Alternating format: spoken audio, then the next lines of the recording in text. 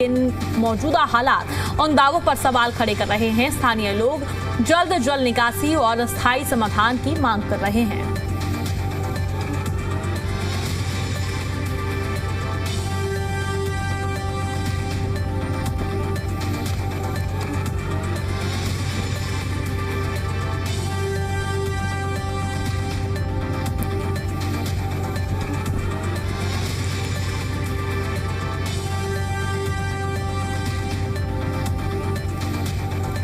फिलहाल इस खबर पर ज्यादा जानकारी के लिए जी मीडिया संवाददाता हमारे साथ विजय राणा जुड़ गए हैं चंडीगढ़ से लाइव। विजय, सबसे पहले तो ये बताइए, हर बार प्रशासन की तरफ से दावे किए जाते हैं और कुछ दिन बारिश देखने को मिलती है और उसके बाद स्थिति बेहद खराब होती हुई नजर आती है। जी विजय।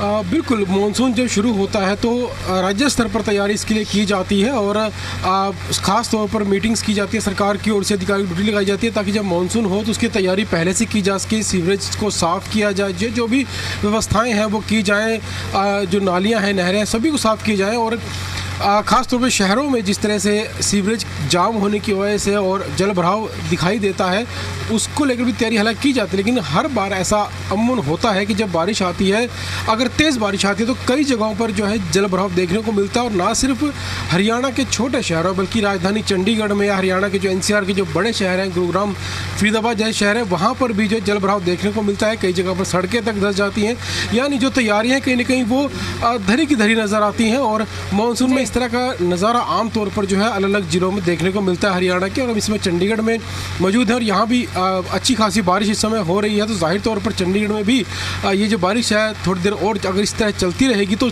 कई जगह पर जल भराव देखने को ज़रूर मिलेगा, क्योंकि जब तेज़ बारिश होती है, अगर सीवरेज की सफाई व्यवस्था कर भी जाती है तब भी कई जगहों पर जो सीवरेज पाइपलाइन बिछाई गई है वो इतनी सक्षम नहीं होती कि तेज़ बारिश जब आती है, जब एक साथ काफ़ी पानी आता है तो उसको संभाला जा सके, यानी जल भराव उसमें देखने को मिलता है। लेकिन कई जगह पर व्यवस्था ठीक से नहीं की जाती, उस वजह से भी जल भराव होता है। देखा जाए अब जिस तरीके से तस्वीरें फरीदाबाद से भी सामने आ रही है, गुरुग्राम से भी सामने आ रही है, चारों तरफ पानी ही पानी नजर आ रहा है, जाम की स्थिति देखने को मिल रही है और हर बार दावे किए जाते हैं कि अब विकास हो रहा है, स्मार्ट सिटी बन रहा है, फरीदाबाद को लेकर भी कहा जाता है, पर जब तस्वीरें सामने आती है तो वो क्या स्मार्ट सिटी बनने लायक है? अब जो तस्वीरें देखने को मिल रही है, अब सोचिए उन लोगों की क्या गलती है, दावे किए जाते हैं पर धरातल पर सभी दावे फेल होते हुए नजर आते हैं।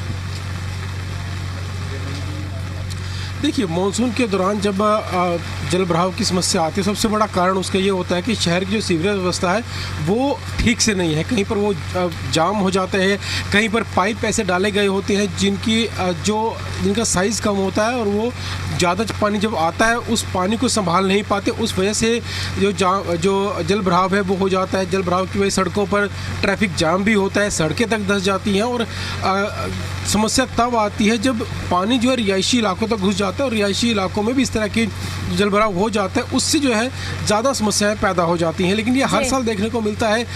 इसका समाधान आखिर क्यों सरकार नहीं निकल पा रही, इसका जवाब किसी के पास नहीं है। तैयारी ज़रूर की जाती है लेकिन जल भराव को नहीं रोका जा पा रहा है। हर साल जब मानसून आता है, बारिश आती है तो इस तरह का जल भराव जो बड़े शहर है जहाँ पर लगातार काम चलता है, नगर निगम का बहुत बड़ा बजट है, वहाँ पर भी इस तरह की समस्या जो सामने आती है। तब देखिए, अभी बात हमने गुरुग्राम को लेकर तो कर ली, अभी फिलहाल आप चंडीगढ़ में मौजूद है। मैं चाहूंगी कि आप तस्वीरें दिखाएं और तस्वीरों के माध्यम से बताइए मौसम का मिजाज किस तरीके से बदला हुआ है और क्या तस्वीरें अभी हालिया में देखने को मिल रही है। जी विजय। बिल्कुल, चंडीगढ़ में हालांकि सुबह से बारिश चल रही थी लेकिन अभी थोड़ी देर पहले ही बारिश जो है तेज़ हो गई और जब इस तरह की बारिश आती है तब चंडीगढ़ में कई जगह जल भराव जरूर देखने को मिलता है, क्योंकि चंडीगढ़ की व्यवस्था भी इतनी बड़ी नहीं है कि एक साथ जब पानी आता है उसको संभाल सके। एक बार मैं तस्वीरें आपको दिखाना चाहूँगा कि किस तरह चंडीगढ़ में तेज़ बारिश आ रही है, अगर आप बारिश को देख पाएँ, क्योंकि सुबह से लगातार हल्की बारिश जरूर जा रही थी लेकिन बारिश अब बढ़ चुकी है और अब तेज़ बारिश चंडीगढ़ में आ रही है।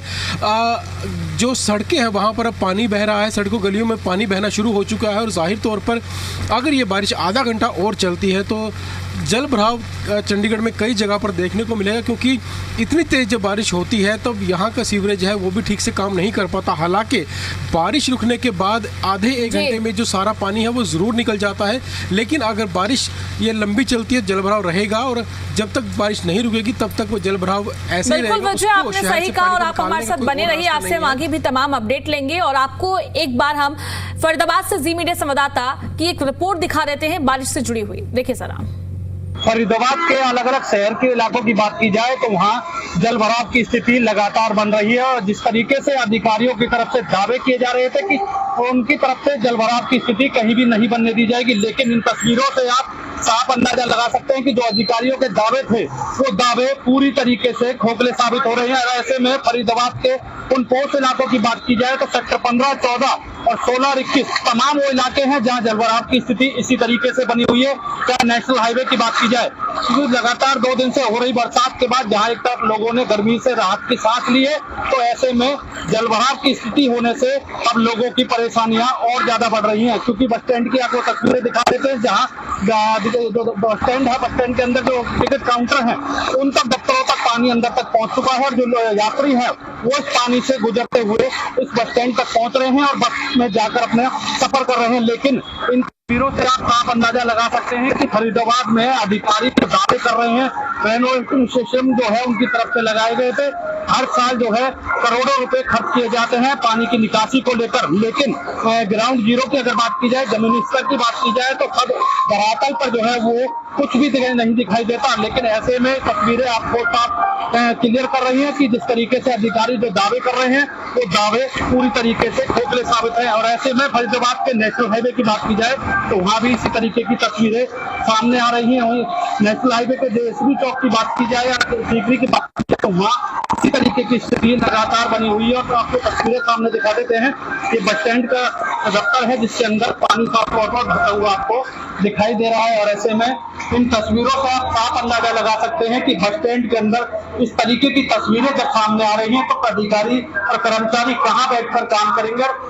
जो यात्री बस स्टैंड के अंदर पहुंच रहे हैं वो लोग भी ऊपर बैठकर अपने बसों का इंतजार साफ तौर पर करते हुए दिखाई दे रहे हैं। लेकिन इस तरीके की तस्वीरें सामने आ रही हैं तो किस तरीके से दिखते हैं आप?